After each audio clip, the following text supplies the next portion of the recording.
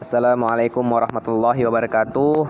Yang terhormat dosen pengampu kewirausahaan Ibu Dwi Nuraini Dahlan, MPD. Pada kesempatan kali ini saya Farhan akan mempresentasikan PowerPoint saya yang berjudul merek, brand, dan cara pembuatannya. Adapun pembahasannya yaitu yang pertama merek, yang kedua brand, yang ketiga cara pembuatan, yang keempat yaitu pertanyaan dan jawaban. Langsung saja masuk ke materi. Yang pertama yaitu merek. Menurut Undang-Undang Nomor 20 Tahun 2016 tentang merek dan indikasi geografis, merek adalah tanda yang berupa gambar, nama, kata, huruf-huruf, angka-angka, susunan warna, atau kombinasi dari unsur-unsur tersebut yang memiliki daya pembeda dan digunakan dalam kegiatan perdagangan barang atau jasa. Menurut Kotler dan Keller 2009, suatu merek umumnya terdiri dari beberapa bagian. Yang pertama yaitu nama merek, yaitu adalah sebagian dari merek dan yang diucapkan. Yang kedua yaitu tanda merek, adalah sebagian dari merek yang dapat dikenal tetapi tidak dapat diucapkan, seperti lambang, desain, huruf, atau warna khusus. Yang ketiga yaitu tanda merek dagang, adalah merek atau sebagian dari merek yang dilindungi hukum karena kemampuannya menghasilkan sesuatu yang istimewa. Yang keempat yaitu hak cipta, adalah hak yang dilindungi undang-undang untuk memproduksi, menertibkan, dan menjual karya tulis, karya musik, atau karya seni. Fungsi merek. Yang pertama yaitu indikator sumber. Merek berfungsi untuk menunjukkan bahwa suatu produk bersumber secara sah pada suatu unit usaha dan karenanya juga berfungsi untuk memberikan indikasi bahwa produk itu dibuat secara profesional. Yang kedua yaitu indikator kualitas. Merek berfungsi sebagai jaminan kualitas khususnya dalam kaitan dengan produk-produk bergengsi. Yang ketiga yaitu sugestif. Karena merek memberikan kesan akan menjadi kolektor produk tersebut. Menurut Undang-Undang Nomor 15 Tahun 2001 tentang merek, secara umum merek terbagi menjadi 3 jenis, yaitu yang pertama yaitu merek dagang, yaitu merek yang digunakan pada barang yang diperdagangkan oleh seseorang atau beberapa orang secara bersama-sama atau badan hukum untuk membedakan dengan barang-barang sejenis lainnya. Yang kedua yaitu merek jasa, yaitu merek yang digunakan pada jasa yang diperdagangkan oleh seseorang atau beberapa orang secara bersama-sama atau badan hukum untuk membedakan dengan jasa-jasa sejenis lainnya. Yang ketiga yaitu merek kolektif, yaitu merek yang akan digunakan pada barang dan atau jasa dengan karakteristik yang sama yang diperdagangkan oleh beberapa orang atau badan hukum secara bersama-sama untuk membedakan dengan barang atau jasa sejenis lainnya. Berdasarkan wujudnya, merek dibagi menjadi beberapa jenis, yaitu yang pertama merek lukisan. Bentuk ini mempunyai daya pembeda dalam wujud, lukisan, atau gambar antara barang atau jasa yang satu dengan barang atau jasa yang lainnya yang sejenis. Yang kedua yaitu merek kata. Merek ini mempunyai daya pembeda dalam bunyi kata antara barang atau jasa yang satu dengan barang atau jasa yang lainnya yang sejenis. Yang ketiga yaitu merek huruf atau angka. Bentuk ini mempunyai daya pembeda dalam wujud huruf atau angka antara barang atau jasa yang satu dengan barang. Yang keempat yaitu merek nama. Bentuk ini mempunyai daya pembeda dalam wujud nama antara barang atau jasa. Merek kombinasi. Bentuk ini mempunyai daya pembeda dalam wujud lukisan dan kata antara barang atau jasa yang satu dengan barang jasa yang lainnya. Menurut Harahap 1996, berdasarkan tingkatannya merek dibagi menjadi tingkatan. Yang pertama yaitu merek biasa.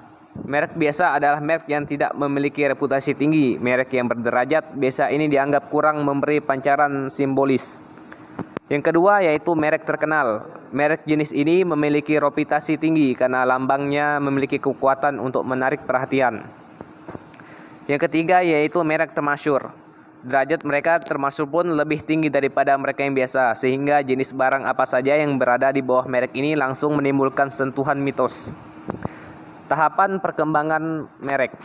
Yang pertama yaitu produk yang tidak memiliki merek.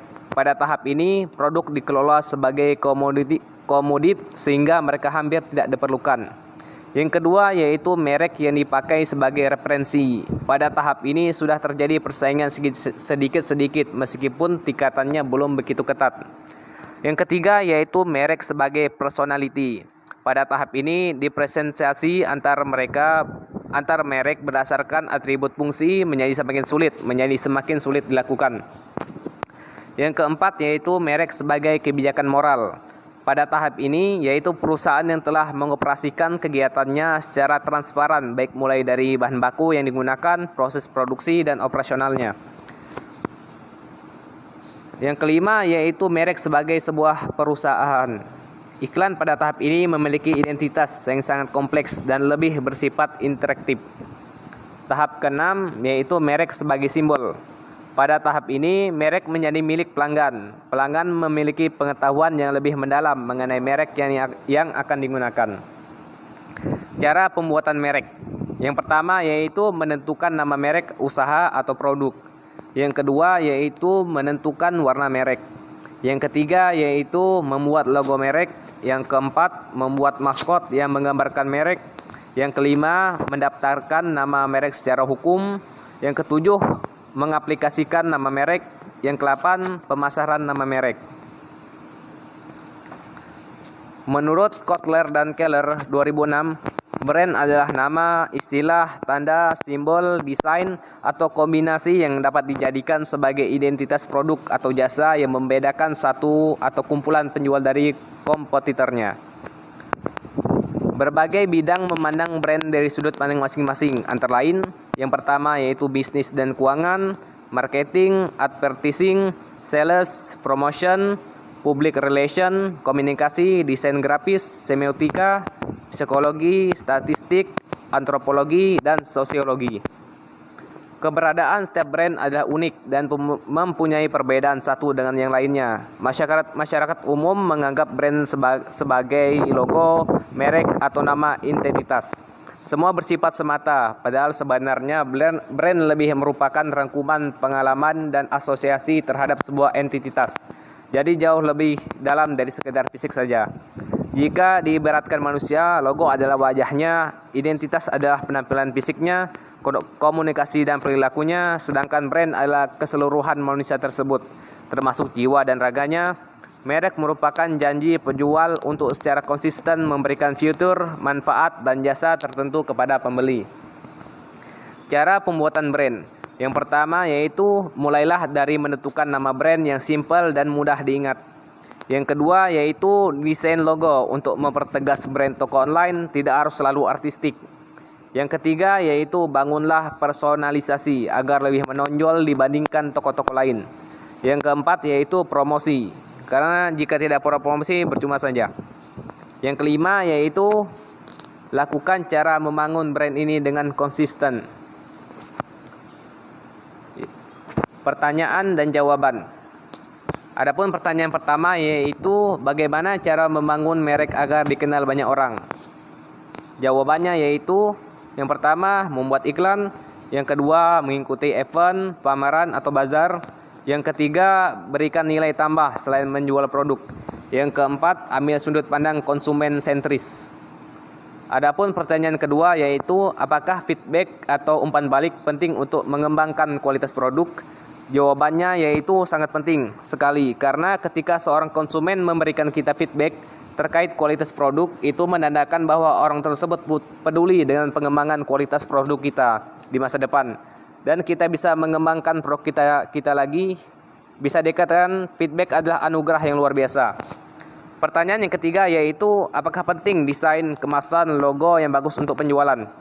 Jawabannya yaitu sangat penting, karena kemasan dan logo yang menarik secara tidak langsung akan cepat dikenal dan dapat meningkatkan minat konsumen.